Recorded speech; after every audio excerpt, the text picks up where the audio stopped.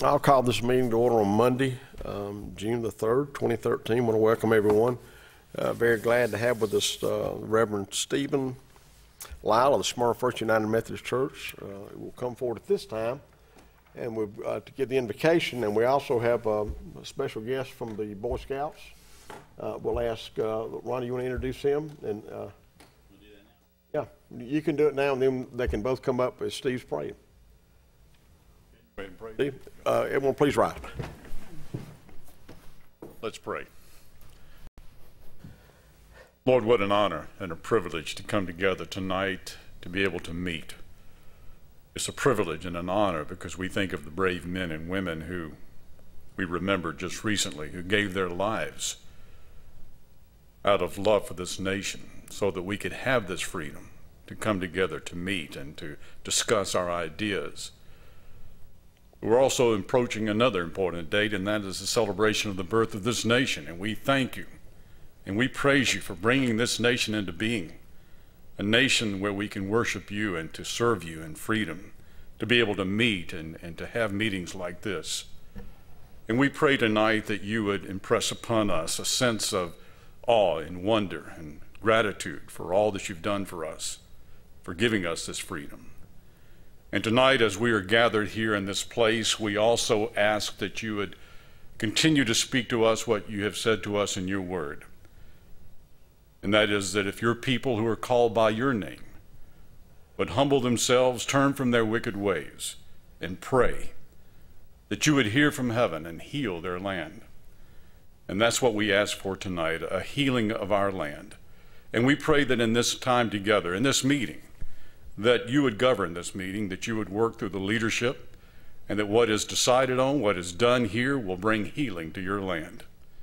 And may we come together with a sense of awe and respect for those who gave their lives for this nation and for the birth of this nation, and for you being the sovereign God that you are, overseeing the affairs of this nation. We look to you now to be the one who guides and directs us in this time together. And it's in your name we pray. Amen. Amen. Before we do the pledge, Ron, you want to introduce? Let's have the Scouts come forward and help us to lead the pledge, if you don't mind, and I'll introduce them once we finish for a special presentation. Gentlemen, can you please lead us in a pledge to the flag? I pledge allegiance to the flag of the United States of America and to the republic for which it stands, one nation, under God, indivisible, with liberty and justice for all. And I'm going to, you can have a seat. I guess that Ron Fennell has a presentation he'd like to make at this time. And Steve Lyle, thank you so much for coming tonight. Thank you.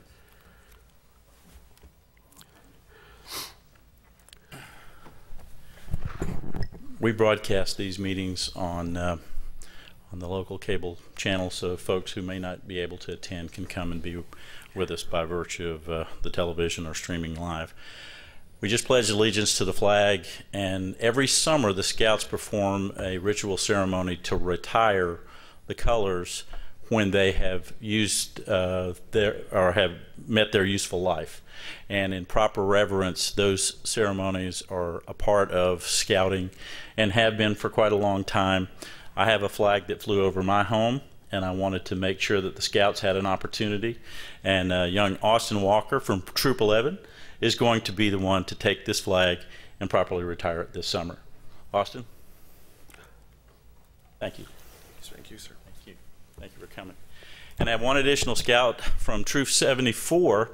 This is a Whitfield Academy rising junior who has pursuit of his Eagle Scout designation on his near-term radar.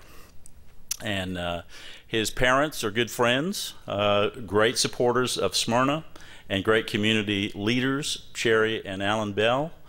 But young Mr. Bell has chosen to make his Eagle Scout project one in service to the city of Smyrna and helping us to identify, quantify, and to log for our benefit the gaps in sidewalk inventory throughout the city to help make Smyrna a more walkable and livable city. And I wanted to present to you Mr. Michael Bell. Thank you, sir. Say a word or two. He hadn't finished yet, so you can't give him an applause until he finishes. Say order two. What do I say? Just whatever. Okay. Thank you for giving me this opportunity to help better Smyrna, and I would like to just make a photo map of all of these places where the sidewalks don't meet, put it up online so that the community and everybody here can see them and comment on it, say anything that they want to say about it, and have it all up there for everybody to see. Good deal. We're going to try to find the funding to Connect close the the dots. gap, connect the dots. Thank you so much. Mr. Michael Bell, everybody. Great.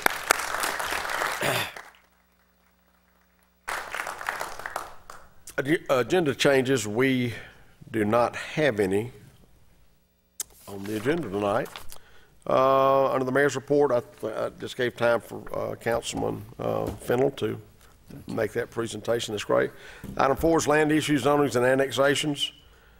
Item A is a public hearing on approval of code amendments, sections 402 and 709 of the city zoning ordinance to add a non-emergency ambulance services to the list of permitted uses under the limited commercial zoning district. The city of Smyrna is the person that is asking for this change, and I'll ask Mr. Eric Taylor to give us the background on that. Thank you, Mr. Mayor. Staff recently received a request to rezone a piece of property that's currently rezoned, or it's currently zoned limited commercial to general commercial to allow for the use of a dispatch office for non-emergency ambulatory vehicles.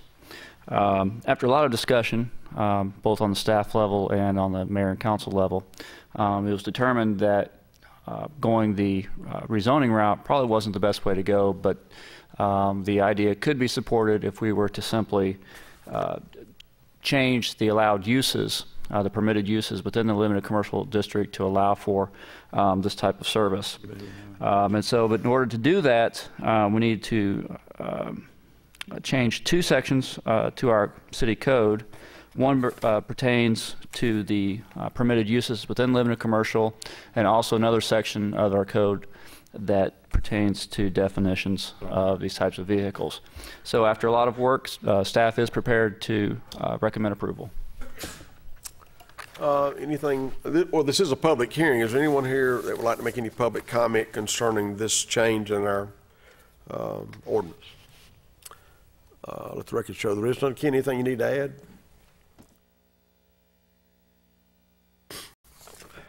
Mayor, the only thing that I would add is just for the audience sake, which puts into words up on the screen what Mr. Taylor was saying. We actually are changing section 4.2 of the zoning ordinance by adding a definition for non-emergency service, as well as section 709 of the zoning ordinance that actually lists that as a permitted use. Because we had tabled it last time to make sure there was no conflicts with vehicle for hire, the city attorney's office and my office have met, and so we've added 2 additional amendments just to make sure there is no conflict. So section 110-63 of chapter 110 of the code, as well as 110-64 of the code, are being amended basically by adding clarification that it doesn't include vehicles for emergency or non-emergency ambulance services. So with that said, staff does recommend approval. Okay, any questions of Ken? This falls under Andrea Bluestein's committee, community development. Ms. Bluestein. Okay, I need a clarification, Terry Graham, please. On here I've got 2013-06. On the screen I've got 2013-08.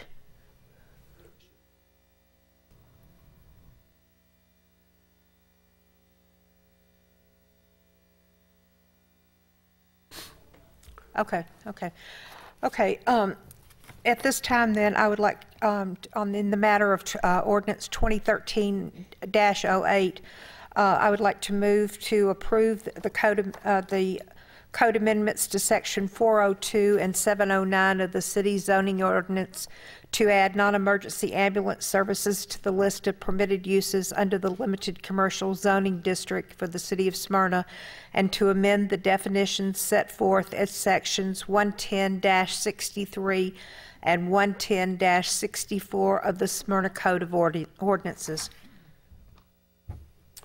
Have a motion and a second by Mr. Welch to approve this ordinance, this code amendment.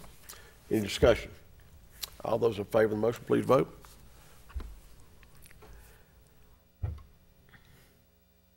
Yep, this says, yeah, you got to back up. We'll do it with the show of hands. All those in favor of the motion, please raise your hand. That's approved 6-0. Our screen showed actually 8-0, but I didn't vote, neither did Ms. Pritchett, who was out again with some health issues. So that is approved 6-0. Okay. Item 4B under land issues, zonings, and annexations, Z13-002, public hearing zoning request Z13-002, rezoning from R15 to RAD conditional, 6.76 acre tract, land lot 335-4160 and 4176 North Cooper Lake Road, Joseph Romano. This item has been tabled from our May the 20th meeting, and it is set for tonight. Is the applicant here? Okay. This is a public hearing. Is anyone here that's in opposition to or that would like to make any public comment concerning this rezoning request? If you're there, we need to have you sworn in. Anyone want to make any public comment?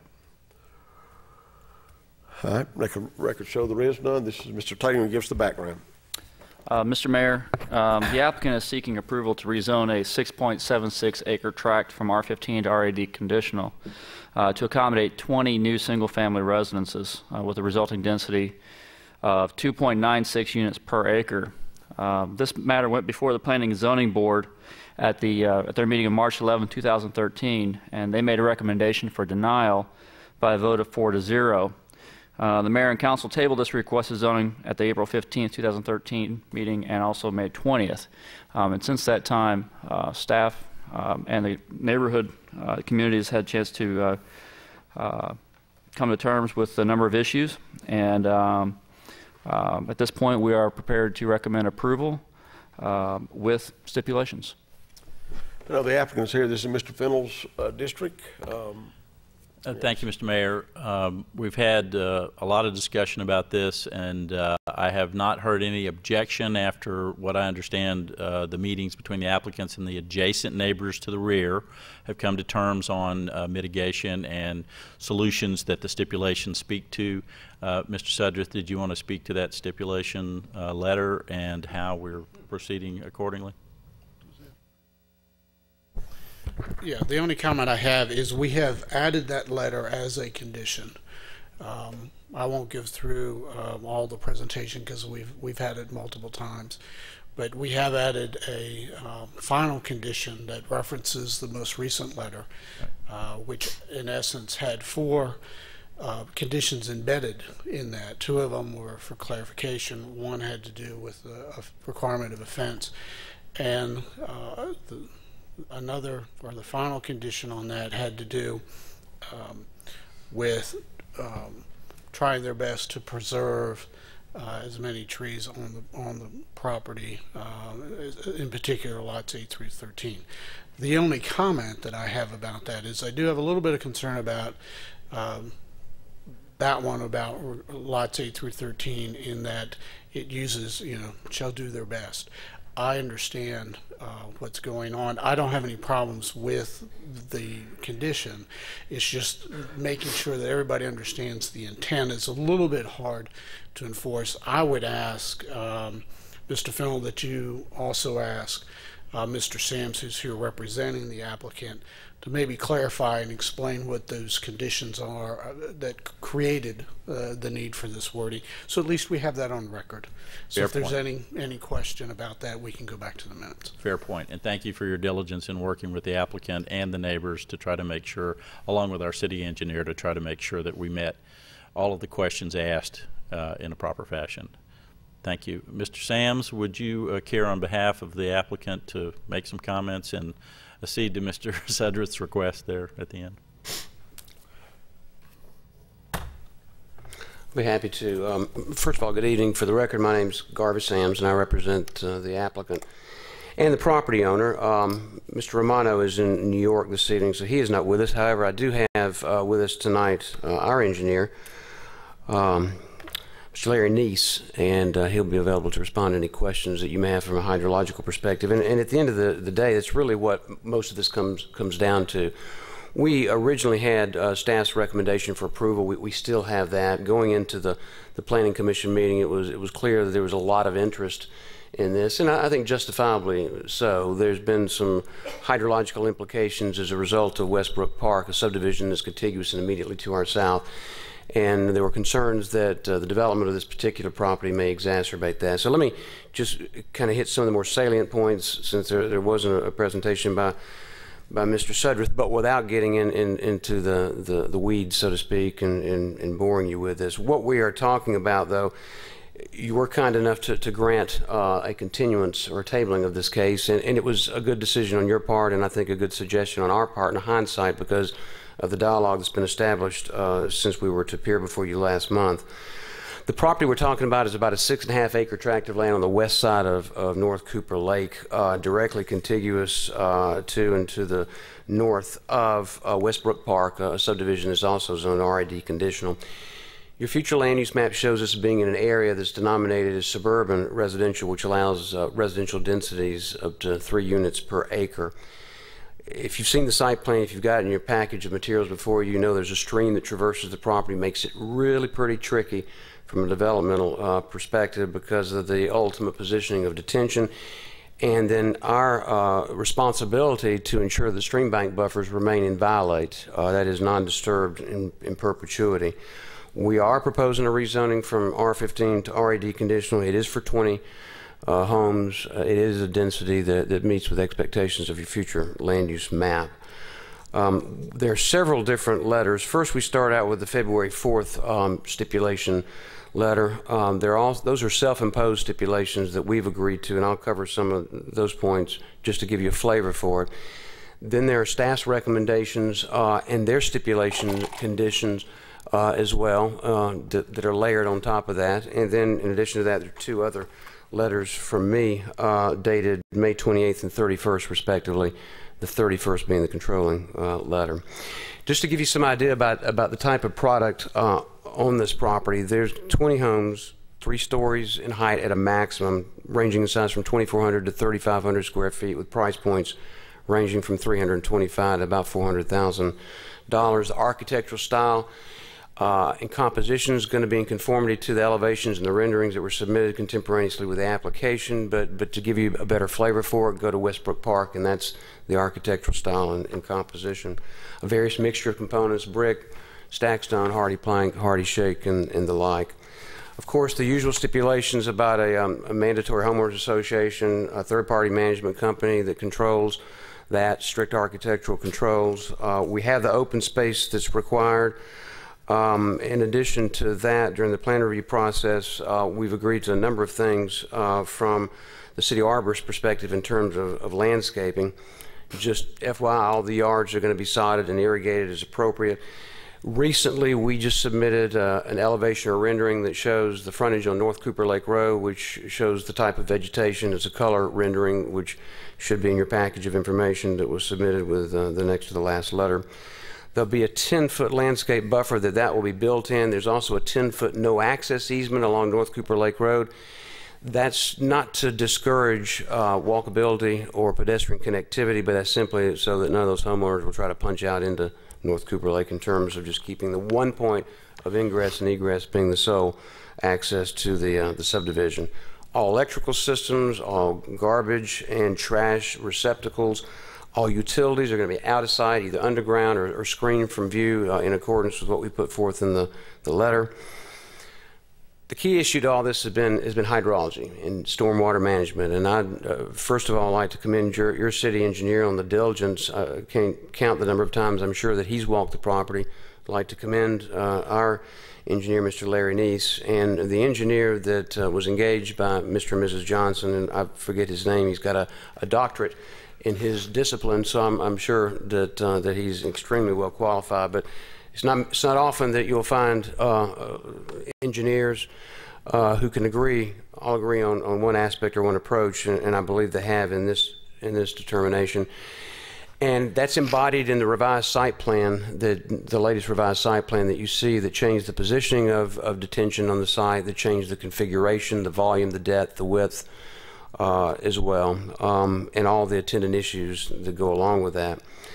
The stream bank buffers have been protected. We've ensured downstream channel protection in terms of volume. All of that is key to this, because in the final analysis at the Planning Commission hearing, there are others, not just Mr. and Mrs. Johnson, but others downstream from them who are experiencing stormwater management issues right now as a result of a number of factors. So we hope we'll be in a position, we know we'll be in a position to alleviate some of that, and certainly protect the Johnsons with respect to any stormwater management issues.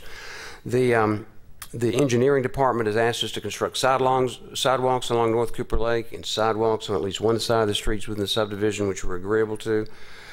I've told you about the 10-foot no-access easements. The fire department, we've agreed to their recommendations, and we would ask as a condition of the zoning that you allow the Ward 7 council member in concert with Ken Sudworth, or whoever the community development director is at the time. Not that I'm predicting he won't be here or anything like that, but we would like them positioned to be able to make decisions on minor modifications that might occur during the plan review process, so we wouldn't have to come back to the mayor and council. Of course, anything major that might occur that needed your acquiescence or approval, we come back directly to you.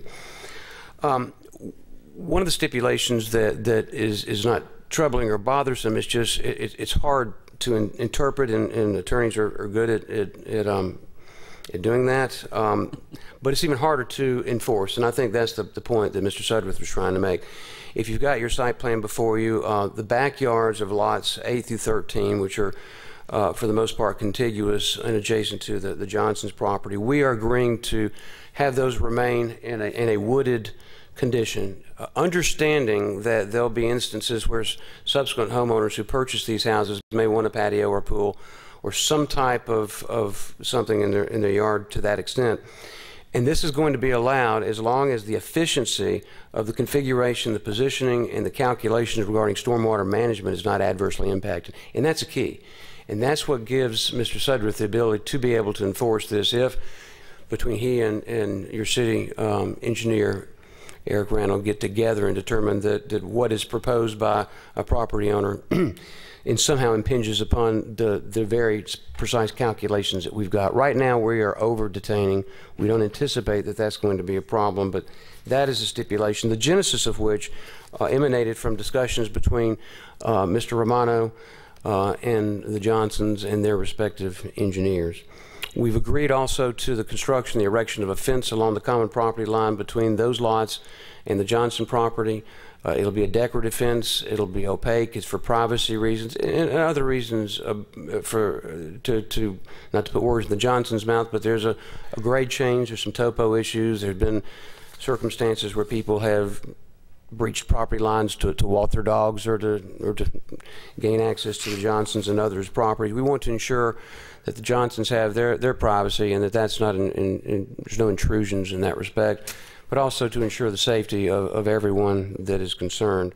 So we've agreed to the fence. Mr. Romano and the Johnsons will get together and discuss the materials, the height, the type of fence, and they'll agree on that. If they don't agree on that, then we've asked as a part of a condition that Mr. Sudworth be the final arbiter with respect to any decision-making process, once again putting him on the spot.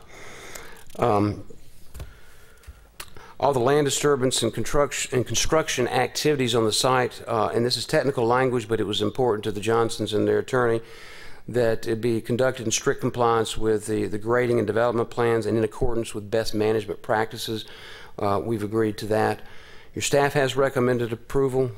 We're buoyed by the fact that there's no discernible opposition to this tonight. We think we've addressed and resolved the concerns from a hydrological perspective, and so with that being said, Mr. Mayor, we would ask that you approve the zoning as presented to you this evening.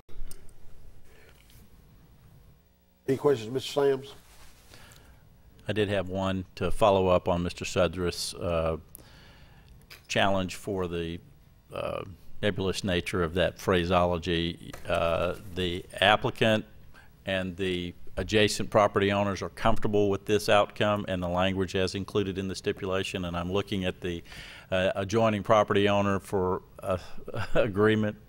So I see that agreement, but the final arbiter does rest with Mr. Sudreth with that stipulation as you just stated for the record, and I appreciate that. Thank you, Mr. Fenn. We had some input at the beginning of this process, I'm sorry, Mr. Mayor, from the adjoining neighbors. We met, I went to that site 3 separate times, once with the applicant and the adjoining neighbors, but I went one time previous with the adjoining neighbors to walk it with them, both adjoining neighbors to the, I guess that would be to the north of the site. And then I went a third time. We did have the city engineer with us at one point, and Councilman Welch joined me for one of those visits. And after all the discussions, it sounds as if the adjoining property owners who had the biggest challenges and wanted their questions answered, it seems to me they've been answered. They haven't asked to testify tonight, and by the nodding of the heads over there, I'm going to assume that they're comfortable with the final adjudication of this. With that, Mr. Mayor, I think Mr. Welch had one question. Okay. Excuse me, Mr. Sams, it was my understanding, or Eric, city engineer, either one, I believe it's lots 8 through 13 will be, and if I missed this, I apologize, 8 through 13 will be piped. Anything coming from the roof of those houses into the gutters will be piped to the streets. That's absolutely correct. Secondly, it looks like, and Eric, if you would correct me if I'm wrong, that the west property line is also the western line now of the detention pond. Is that correct? No, sir.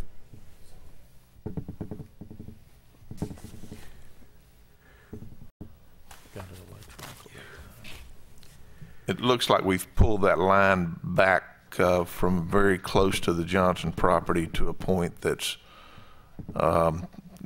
equal to the western property, the backyard of those lots. That's what I'm asking. There is a jog in the property line. Yes. And it is the west wall of the detention facility is approximately in line with the extension of the property line that is the backyard of the Johnsons. That is correct. Yes, thank you. I have no other questions. Any other questions by any council member? Mr. Fennell. Having heard no objection since the parent agreement has been reached between the applicant and the neighbors, and hearing no public objection tonight, and staff having recommended approval with the engineer's agreement and recommendation, I hereby move approval of Z13002, zoning request from R15 to RAD conditional, 6.76 acre tract, land lot 335-4160 and 4176 North Cooper Lake Road. Joseph Romano, applicant. I move approval. But is that with the stipulations? With the stipulations as recommended in the package and staff recommendation agreed to by the applicant's council. Have a motion and a second. Any discussion? Mr. Lineker. Thank you, Your Honor. I'd just like to commend Mr. Sams and the applicant and the adjoining property owners, as well as council members Fennell and Welch, for working very diligently for a number of months to try to resolve a number of very emotional issues between all the parties involved. Just my assessment from, kind of the outside, I didn't meet with any of these people, but, I've heard, that there was a lot of emotion, a lot of concern, a number of issues that were raised, and I compliment all of you for working together, for listening, for trying to find a solution, and for apparently reaching an outcome that everybody can live with. I think that's a great thing. And Mr. Fennell, Mr. Welch, I congratulate you and the applicant and the owners for having those conversations and taking the time. Mr. Sams, I agree. I do think tabling it was the right thing to do, and we're in a far better place tonight than we were a couple of months ago. With that, I yield. Any other comments? Have motion and second to approve this rezoning request. All those in favor of the motion, please vote.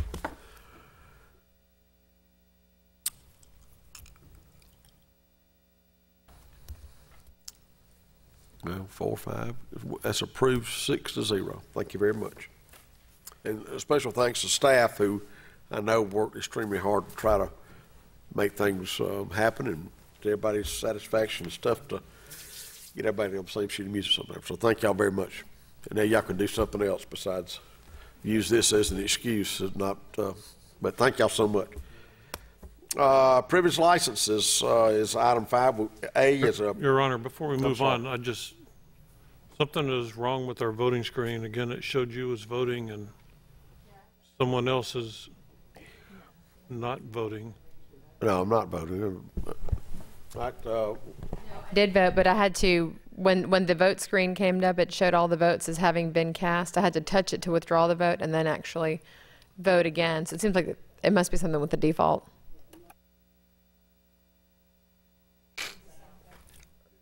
Yeah, and Ms. Graham, I never actually voted at all, but it showed me as voting in favor, which I'm comfortable doing, but. All right, well, let's just to make sure, all those in favor, I know yeah. Mr. Fennell is not here, but all those in favor, please raise your right hand. All right, that's 5 and all. That's Mr. Fennell. And Ron voted in favor. It's the latest, greatest technology. Sometimes it's tough to get it down right, so maybe they were thinking how I was going to vote if I had to vote. So, all right, now can we go to privilege licenses? A is license number 2013-18, public hearing. Privilege license, LIC 2013-18, new application for alcohol sale of beer, retail pouring, Wings Cafe, Fish and Deli at 821 Concord Road, Suite F. Wesley Kim is the agent. Is he here by any chance? Okay. If you'll come forward, Mr. Taylor, the background, and then we'll ask for anybody here in opposition to. Yes, sir. As you mentioned, this is a new application for a privilege license for the sale of retail pouring of beer for Wings Cafe, Fish and Deli, doing business as Wings Cafe, Fish and Deli, located at 821 Concord Road, Suite F. Wesley Kim will be the registered agent, and he will be responsible for the sale of alcohol at this location. He has been given a copy of the alcoholic beverage ordinance.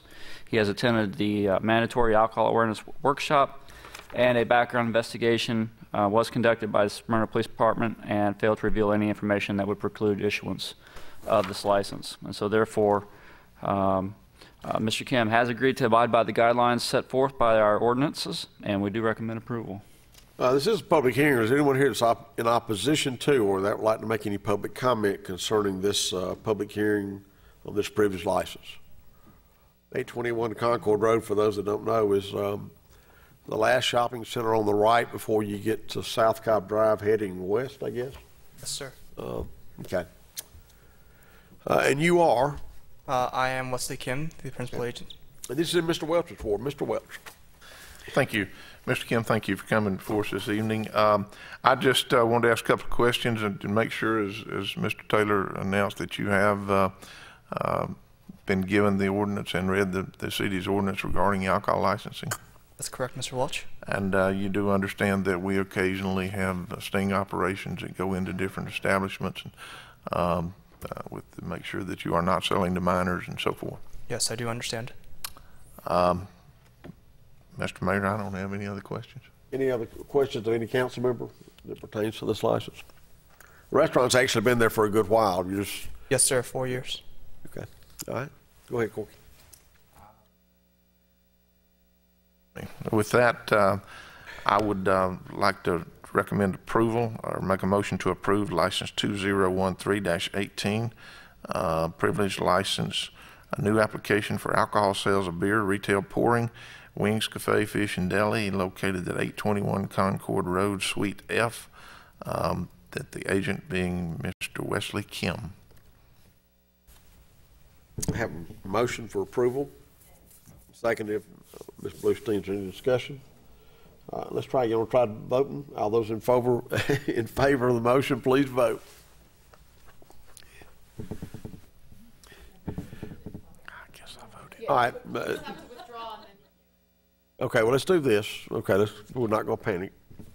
All those in favor of the motion, please raise your right hand. That's approved 5-1. You're in. For the record, Mr. Fennell is not in attendance for the vote. Thank you very much, Ms. Kim. Yep. Yeah, I think it's just a matter of something's been toggled on a default, so when we come up to vote, just withdraw the vote and then vote. Good deal. What you want to vote. All right. Item 6 is formal business. A is 2013-228, appointment of Michael Seagraves to the Planning and Zoning Board. This term will expire December 31st, 2014. Mr. Corky Welch. Thank you again, Mr. Mayor.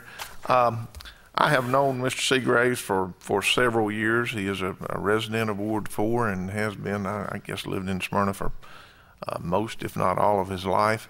Feel like he will make a good representative for us on the Planning and Zoning Board.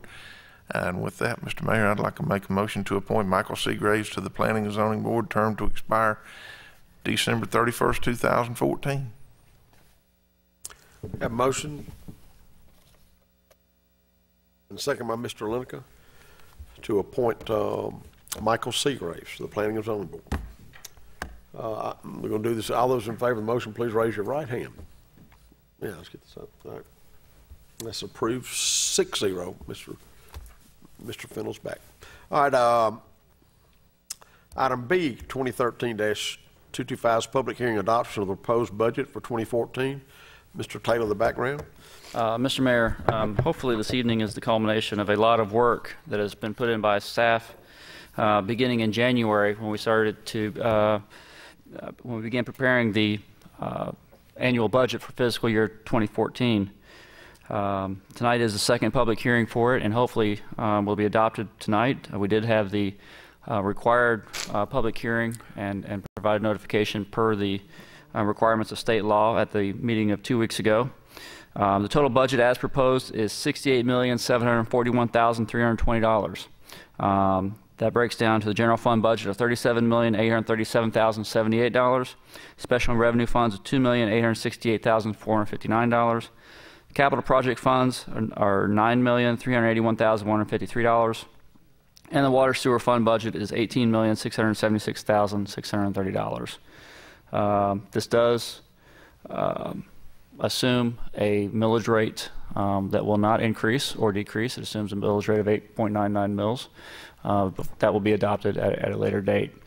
So we do recommend approval. This is a public hearing. Does anyone have any public statement or comment they'd like to make about this? If you do, please step forward and identify who you are and where you live and any comments. My name is Mary Kirkendall. I live at 1078 Oakview Drive, and I am a taxpayer. I've been sitting in some of the committee of the whole meetings, which are the city's work sessions, and it's definitely helping me understand why our cities in certain areas are in such sad economic condition. I see there are houses being built. A lot of them are on the lower end price point, but there's no businesses coming to town. Jonquil is still empty, Belmont's empty, the steel structure is still sitting empty on Concord, and the only offer at Hickory Lakes, it looks like, is a $10 million offer by Walmart. And I think that's something the citizens need to be informed about. But the May 13th Committee of the Whole meeting included a discussion of an apparent surplus in the budget of, I'm not sure if I wrote down $314 or $364,000. Mr. Fennell and Ms. Bloomstein both suggested the surplus be refunded to the taxpayers. I thank you for that, Mr. Fennell and Ms. Bloomstein. The mayor, along with Terry Anulowicz, commented that the surplus should be called unallocated funds, not a surplus. Mr. Lineker and Ms. Wilkerson suggested the surplus be deposited into a contingency fund. I suggest the city just practice some honesty. I will be more than glad to help with the transparency problem the city is having. I have to wonder if the surplus was headed to help fund the employee-only fitness center that was solidly in the planning stages. The cost to rent the space for the fitness center was $2 $252,000 for 5 years. The cost to replace flooring and rent and purchase equipment totaled $94,000. So the cost to the taxpayers over a 5-year period was approximately $346,000. The surplus figure was either $314 or $364, close to the fitness center. I want to read some of the minutes from the Committee of the Whole meetings that talked about the fitness center. You guys have never spoken about it in these meetings. The citizens really only see these meetings. The Committee of the Whole meetings are not televised. They're not archived online. They need to be. There was at the October 29th meeting, there was, and I believe I have 5 minutes during public comment. Okay. During the October 29th meeting, it looks like there had already been a committee set up to look into forming an employee-only fitness center. Kay Bolick introduced the members at the meeting. Archie Baudrick had gathered most of the research and input, and Jason Evangelista, who owned various gyms, attended the meeting.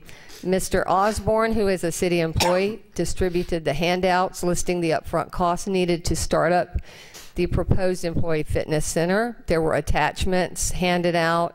There had already been discussions with the Market Village upstairs, across from City Hall. The whole upstairs of Market Village was to be leased for 5 years at a cost of $4,200 a month. That's our money. That's the taxpayers' money.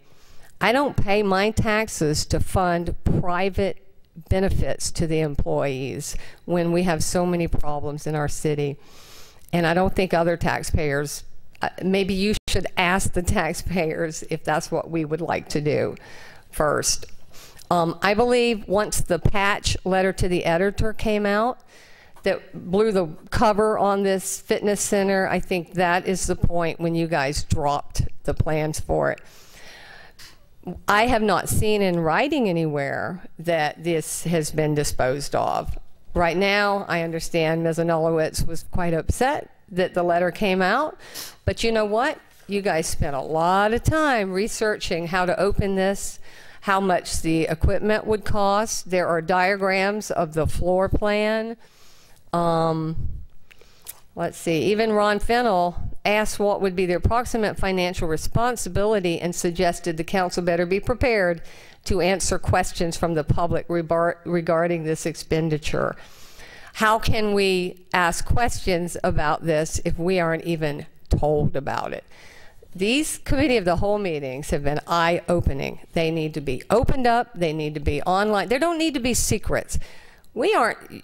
Somewhere in the last 30 years since you've been mayor, I think this whole city has turned into a private club instead of a open public government taxpayers city. And you can see that by every little square inch of the Market Village is neatly in place, but you go over to South Cobb, Windy Hill, Spring Road, look at all the neighborhoods. We're not getting anything for our money. There's a lot of things we need to do with surpluses in the city to help with our quality of life. And I don't think a private fitness club is the thing when you can go join the $10 club that's about to open at the Kroger. If the city employees don't have 10 spare dollars a month, then they are getting paid enough, but I do think they do make enough to join the club and support local, like you always say, Terry. Thank you. Anyone else? There's no other public comment. Thank God for public comment. You have just been so misinformed by someone that is as misinformed as I've ever seen. And I'm going to address some of these issues because it does have a direct relationship to the budget. The fitness center. Yes, we were looking at providing a fitness area for our employees when that building was vacant. This has been over a year ago, I think, and we did our due diligence like we should have to find out what it was going to cost us for the equipment, if our employees would have benefited from it, to have a healthier city for our employees, which saves us on, my gosh, no telling how much health cost is. But you know what? It didn't work out. There is a new owner of that building over there who I understand plans to use most of it for his corporate offices, which we are excited about. When we were looking into this, we were looking into it from a standpoint of trying to have some input from not only the citizens, but from our employees. And then we found out that most of our employees would not use it, so we, as we should have, we decided not to move forward with it. But we weren't even included in the original bidding on the property. So I don't know where you get your information, but our committee of the whole meetings are open to the public, have been since day one. And we welcome people to come in and sit through them. We actually moved to downstairs probably 6 weeks ago for more space so people could, if they wanted to, they could come in. Our meetings have been open from the very get-go.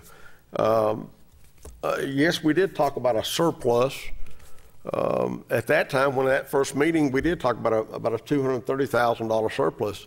It'd be very difficult to give that back to the taxpayers. $230,000 divided by, you might get a quarter or 50 cents a piece, and it costs you 44 cents to mail the check out. So you know what? It sort of sounds good, but it just wouldn't be a very good. It would not administratively. It'd be a nightmare. The second thing is, I'll be honest with you. Now we're thinking that surplus is going to be. It's not going to be 230 or 240. It's going to be actually a little bit higher than that, and we will appropriately, in a public meeting, let the public know what we're going to do with that money. We're not trying to hide anything, and I encourage every employee, if you want to come and sit through our meeting, they are open to the public. And these CAL meetings are committee of the whole. Sometimes, I mean, if you can sit through them, you enjoy a lot of just sitting through meetings and talking about numbers and things. But that's the commitment I think that this council has. You can take things and twist them around all you want to, but the country club, the fitness center was to benefit our employees, and we were open about it. Yeah, we formed a committee of our employees, and we asked them, what do you think? Well, you know what? Majority of them said they probably would not use it. Their families might use it. It was all about having a healthier workforce that saves you, the taxpayers, money. The numbers didn't work out, so guess what? Now we've got a new owner over there. We're excited about them coming in.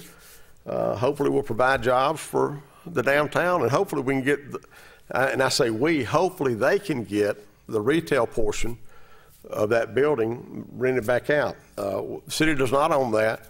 It's been in foreclosure for, my gosh, probably 2 years now.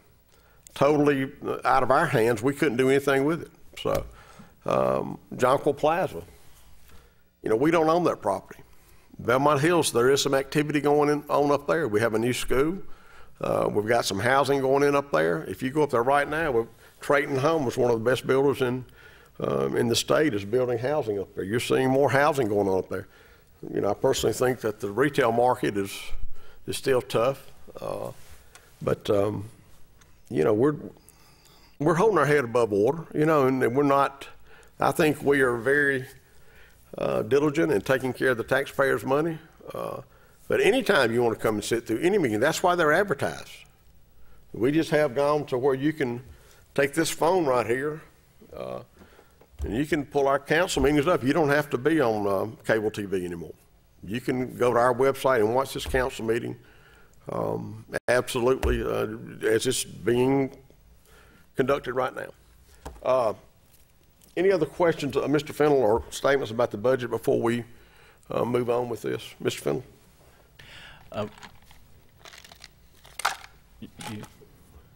Well, Mr. Mayor, thank you. I did want to comment, if we don't bore you enough with the 2 hours that are broadcast here every other Monday night, I would be in favor of us broadcasting those 4 additional hours every other Monday night.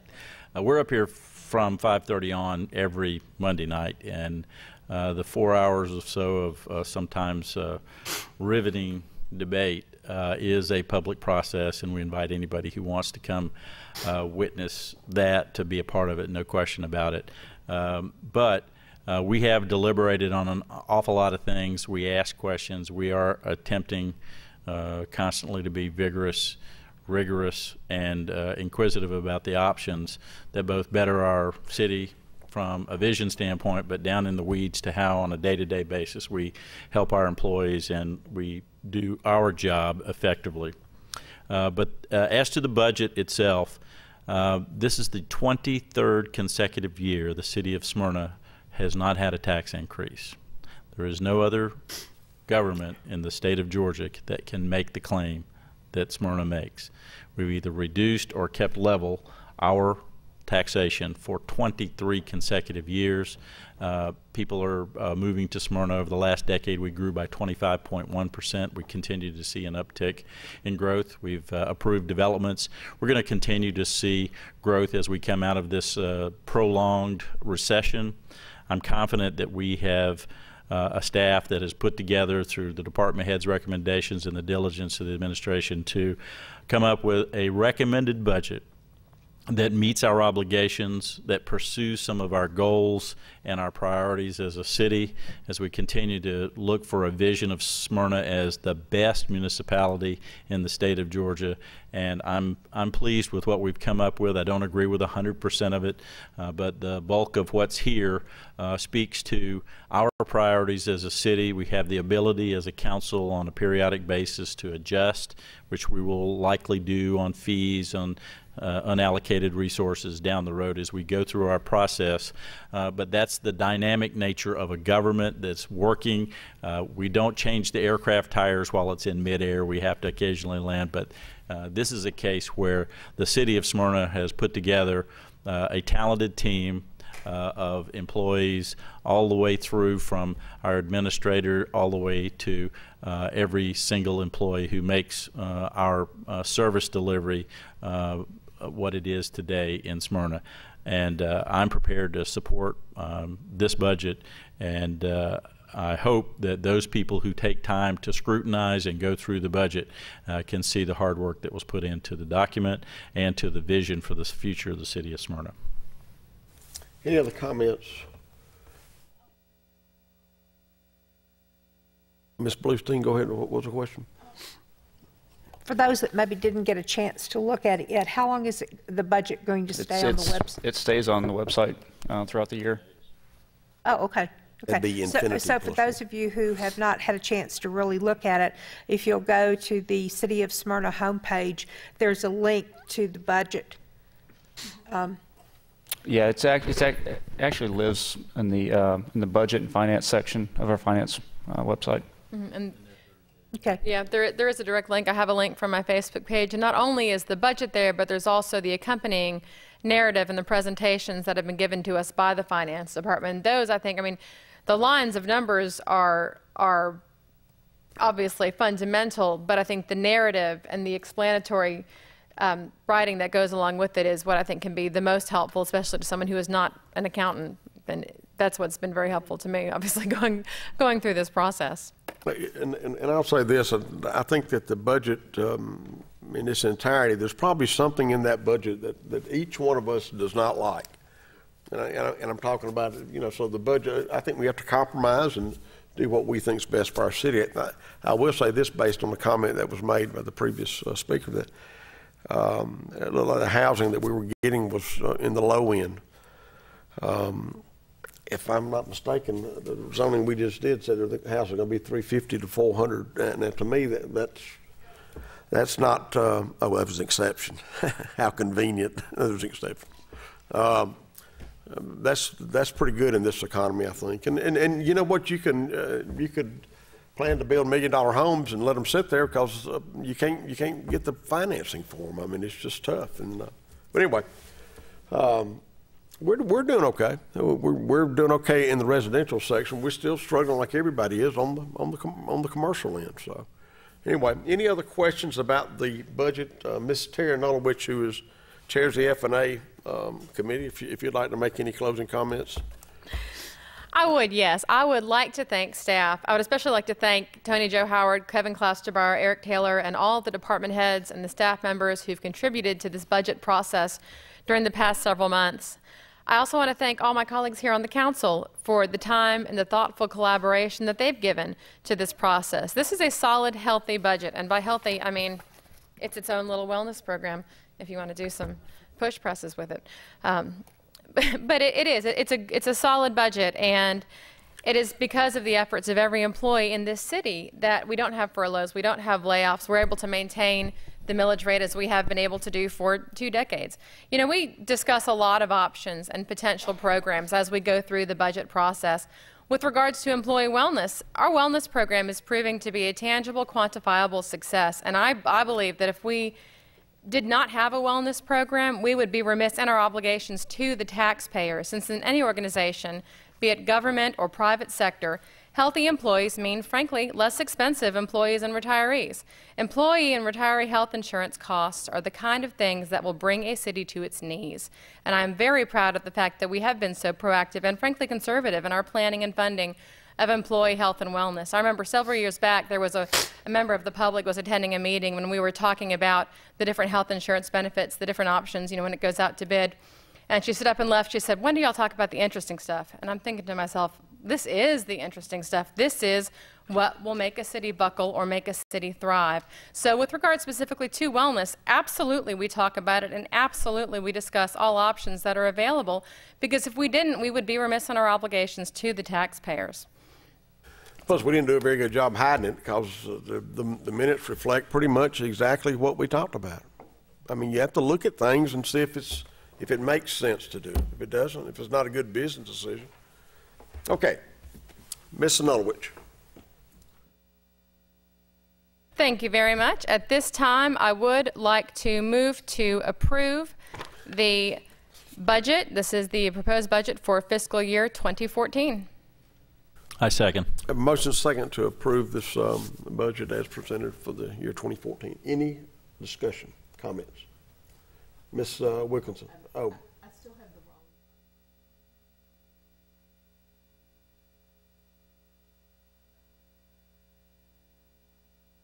wrong. Okay, well, let's do this. We have a motion by Ms. Sinulowicz and a second by Mr. Fennell to approve the 2014 budget.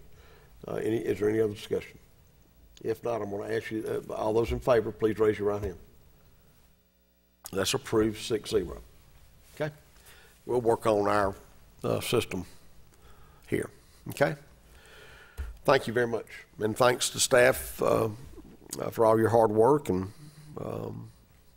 we appreciate it. Item C is approval, there's 2013-226 is approval of water rates for FY 2014. Mr. Taylor, the background, please. Mr. Mayor, in order to continue to maintain a water and sewer system that keeps up with our regulatory compliance issues, as well as to keep up with our operations costs, unfortunately, it hasn't been self-supporting like it should be the last couple of years.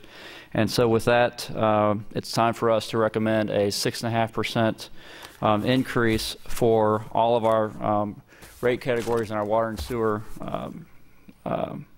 fee schedule for everything other than the actual water usage rates. Also, we're recommending a new charge for our DDC fire line backflow meters for $15.18 for 3/4 inch meters and $22.24 for 1 inch meters. It's worth noting that this is the same charge as the base rate for similar sized lines. Again, it'd be a 6.5% increase across all rate categories except for the actual tiered categories, and that does include an increase in the base rate. Would you recommend approval? Ms. Sinulowicz, this is this considered a public hearing portion? No. Okay, Ms. Sinulowicz. Thank you. Yes, this is. I'm sorry, I'm going through my notes as I'm speaking, but this is something that we're doing to make sure that we can maintain sewer system and the water system to be just to be self-supporting, as it should be. Again, you talk a lot about government being run as if it were a business, or make wise decisions, even though they might not be the most palatable decisions. But this is something that I think it's an essential, fundamental service that we provide as a city. I feel strongly that it is something that does need to be self-supporting. The action that we're taking here tonight ensures that that is indeed the case. So this time I would like, I would like to go ahead and move to approve the water rates for FY 2014. I have a motion and by Ms. Norwich and second by Mr. Welch. Any discussion? Mr. Fennell. One of the obligations the city has is to maintain infrastructure, our streets, our water and sewer. The realities of any system that exists that is a physical system is there is a cost associated both with building it but also maintaining it. I wish we could keep this number at zero. The reality is the costs have outpaced the fee assigned to the cost recovery, and though I don't want to support this, the reality is the city is obligated to meet an expectation on managing the infrastructure that we are charged with doing so. To meet that obligation, I will reluctantly support this endeavor. Mr. Welch. Thank you, Mr. Mayor. One item that I want to point out to everybody, I believe, Mr. Taylor, you mentioned this was roughly a $600,000 annual increase. In putting this in perspective, this is $1 per month per citizen in the city of Smyrna. And please understand, it costs money to run a water system. It sounds like the water is free, but we have piping and pumping, and we buy our water from Cobb County, and we have to maintain those pieces of equipment and that infrastructure out there. And with that, I do support this. I work in this business, and I promote very strongly that a system has to maintain itself. You maintain it now or you maintain it later, and it's a lot more expensive to maintain it later than it is to maintain it now. With that, Mr. Mayor, I will support it. Thank you. Mr. Lineker. Thank you, Your Honor. I don't disagree with Mr. Welch. I certainly agree with Mr. Fennell. This, for me, is a distasteful vote. But we can do one of three things. We can let the system run at a loss, and that's not fiscally sound for the city and for the taxpayers, the ratepayers. We can pass this through and recoup our costs, or we can get the money another way, maybe through a property tax increase. That is even more distasteful to me. At least by putting it on the water fee, it becomes, in essence, a user fee borne by those who use it. So I'm not happy about supporting it, but I will support the motion. Any other comments? I think that there's a cautionary tale to be told by our neighbors to the south, and I think if you were to ask any resident who purchases water in the city of Atlanta, for example, they would have much preferred the city have spent 20 years in actually maintaining a viable rate than paying what they have to pay right now for their water in order to update their system. All right, we have a motion second to approve this increase. Any other discussion? I'm going to ask by show of hands, all those in favor of the motion. Raise your right hand. That's approved 6-0. Okay, thank you. Item 7 is commercial building permits. We have none. Item 8 is consent agenda. I won't even ask the city administrator to read that because I will. So, one item, approval of the May 20th, 2013 Mayor and Council meetings. Do you hear a motion? We approve the consent agenda. So, motion by Mr. Nolowich, second by Mr. Lineker. All those in favor of the motion, please raise your right hand. I second. Mr. Fennell, I'm sorry, Mr. Fennell. Okay, that's approved 6-0. Committee reports will start tonight with Ms. Bluestein. What's going to happen? For those of you who did not attend our Memorial Day service, you missed a great occasion. One of our speakers, a specialist, Schlitz, I think his name was, who had been injured in Afghanistan, was absolutely riveting. He started crying during the presentation, and I think we joined him in there wasn't a dry eye in the house, but it was a great day. We had a wonderful crowd, and please plan on trying to come to the next occasion like that. Other than that, I have nothing else. Mrs. Dulowich, thank you. Yes, the Memorial Day service was truly memorable, and it is one of the most special things that we do in this city. There's a lot going on downtown this weekend. There is the first summer concert this Saturday, June 8th, from 7 to 10 p.m. The band is Cumberland Collective. They describe themselves as American sound as its best. From what I can tell, I think if you like some of the music in Oh Brother We're Out There, if you like the American sound, you will love this band. I think table reservations may still be available. If you are interested in that, the number is 770-431-2842. There's also the Summer Produce Market downtown in Ward 3 this weekend. It was a late spring. Some of the crops are a little bit slow to get going, but as weather warms, and it has warmed, the crops are increasing, so come check it out. And with that, I yield. Mr. Corky Welch. Thank you, Mr. Mayor. I'd just like to remind all citizens to use caution traveling Concord Road these days. We do have a lot of construction crews out still along the sides of the road, but just be careful as you're going through there. It's a construction zone, and it needs caution. Otherwise, remind everybody to come out on Tuesday night for Food Truck Tuesday and come visit with us. Thank you. Ms. Susan Wilkinson. Thank you, Your Honor. I would like to second Councilwoman Anulowicz and Bluestein on their comments about the ceremony at the on Memorial Day. It was riveting. And so if you didn't go, you really missed a great event. And also, I would like to talk about what's going on at the Smyrna Public Library. They've got their summer reading program has started, and it's called Dig Into Reading. And for the first time ever, there is an adult summer reading program. And I would just like to say that there are going to be incentives for the grown-ups too. So please join them at the library. Thanks so much. Mr. Wayne Lineker. Thank you, Your Honor. I appreciate the kind words about the Memorial Day ceremony. I can say that it was a privilege and an honor for the members of the Smyrna Veterans Committee to put on that ceremony.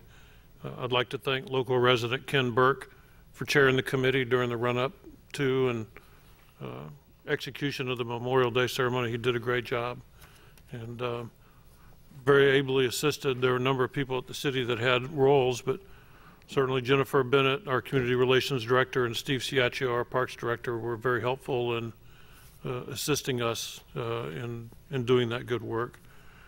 I'd like to note that the mayor and I, Tuesday a week ago, got to meet with a group of international students brought to Smyrna by Georgia State University.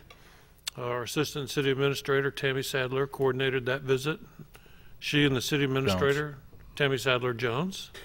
Sorry, Lamar. She and the City Administrator were present, as was the mayor and I. And again, it's remarkable to think how far Smyrna's come for those of us that have been around from a place, a lot of folks didn't want to be associated with, to now international students come every year, it seems.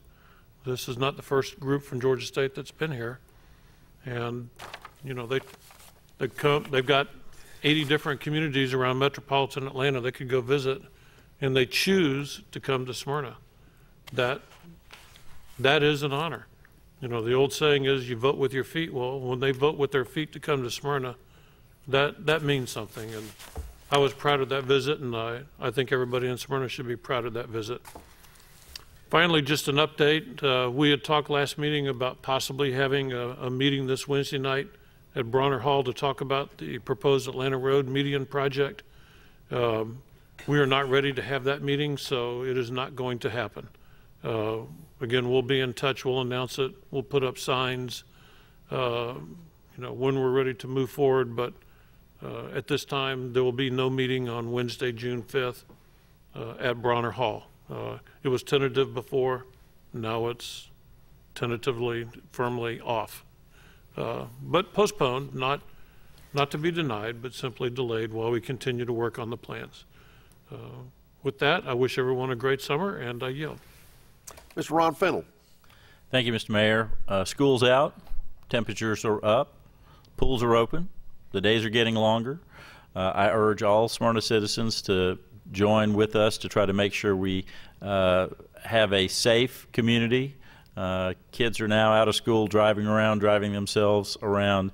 The traffic patterns have changed, but law enforcement has not. They do their job every day, and we want to make sure that you're aware of that and that they're working hard to keep Smyrna safe.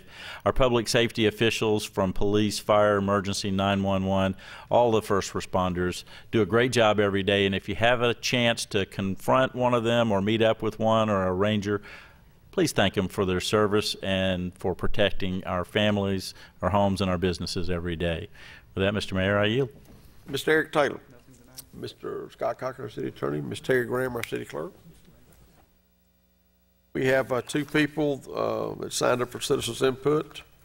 Mary Kirkland Doyle of 1078 Oakview. Her topic is money misspent.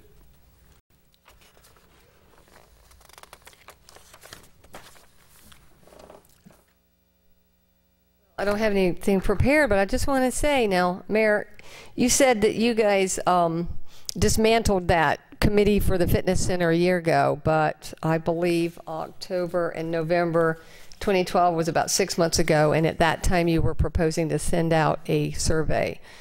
So don't exaggerate. I spent today up in Roswell. You continue to say everything's rainbows and unicorns in Smyrna. We know that it's not. But I think it would be helpful if you include your citizens instead of talk down to a citizen that I'm very concerned about where I live. People don't come to these meetings. Believe me, it's just the apathy. It's how they're talked to here. And it's just that they're ignored. But the meeting, the committee of the whole meetings are where we should be allowed input. It seems like y'all need help trying to figure things out when you're at those meetings anyway. You can't even figure out how to get people to not build a plywood fence around their house.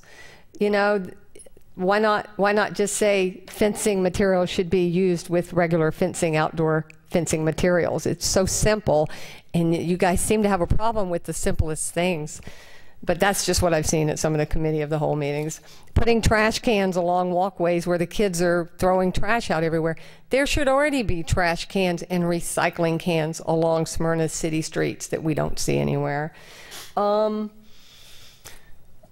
There should be, and you say, how do you give the money back to the taxpayers? I didn't mean send a check refund of 2 or 3 cents, but you use it in other ways that benefits all the taxpayers, not just the city employees. We desperately need single stream curbside pickup at our houses. All the cities are doing it. Look at what you would save by not sending all the glass and aluminum. There's a lot of people that just toss it in the trash. You think most people take their stuff up to the recycling center? I do. Some people do. Most people don't.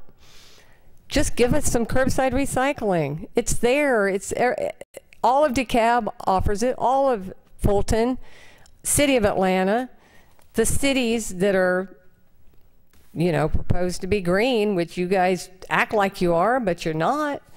You just cut down one of the most beautiful big trees, just what, for a sidewalk, for a road? That Concord Road is not going to help my neighborhood, and I don't see companies breaking their necks to come want to be on Concord Road. We got a wing place opening, that's great. But so what good is a $20 million highway cutting through our neighborhood? You know, you want to see the cities that are thriving. You see beautiful tree-lined streets. Walkable does not mean you can get out on a sidewalk and walk. Walkable means you have amenities and services to walk to. Don't you know that, Terry? It doesn't mean, hey, we're putting sidewalks down, go out and walk. It means we want to be able to walk to a Trader Joe's. We want to be able to walk to restaurants along Concord Road. I don't know, you guys, I don't know what kind of city you're planning here, but I guess it's for people who want to jump in their cars and keep their heads in the sand. I don't know. Thanks. Larissa Edwards, 304 Hickory. Her topic is first dimensional time travel. Terry Graham. First Dimensional Times. Good evening, Smyrna City Council members and friends and residents of Smyrna. My name is Larissa Edwards. I am the Messiah. I am here to prove it. Now, before I get started, I want to thank you guys again for these 3 minutes. It's wonderful. I don't know if it's on the internet. I'm being told it's not today, but anyway. Also, before I get started, I want to remind everyone about the lesson that we had the last time we met. The last time we met, we had a lesson on time, the relativity of time. You know, when the person is sitting still and everything else is moving really fast around them. Okay, I also want to remind you guys of the purpose of the time we share. The reason why we share time is to, the reason why we share time is to make our world better. Since I am the Messiah, it is my job to ensure that the meek inherit the earth. As such, I am responsible for making sure that public leaders are peacemakers. Now, for some reason, some people have a problem with the fact that I call myself the Messiah. And I don't know why, because I proved who I am long ago, okay? What I'm getting ready to show you guys is an example of first dimensional time travel, so get ready. An example of time travel, first dimension, is movies, pictures, stone monuments, architecture.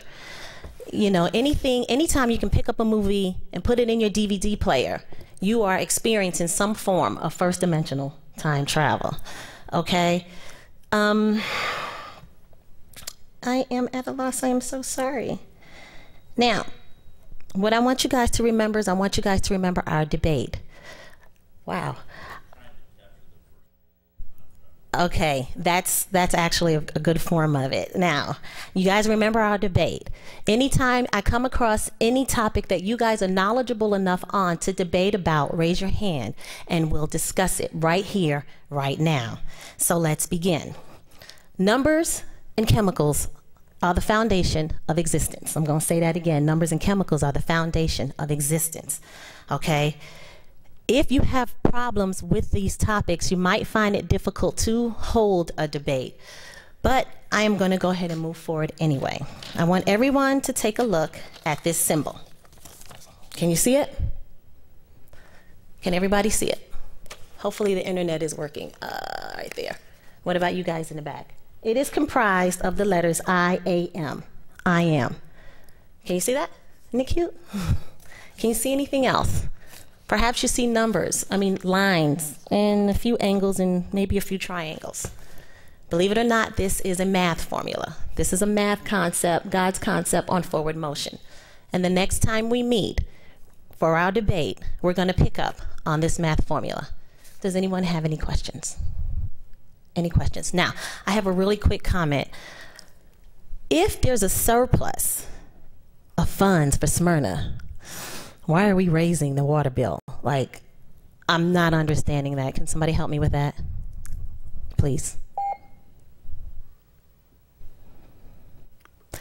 If there's a surplus of funds, right? How much is it? Like $200,000 or $300,000? Why are we raising the water bill? You guys, the water bill is high. I love Smyrna, don't get me wrong, but the water bill is already high. Love you. Peacemaker for president. Have a good night. Any other business to be brought before this body? Not, I declare this meeting adjourned at 8:53.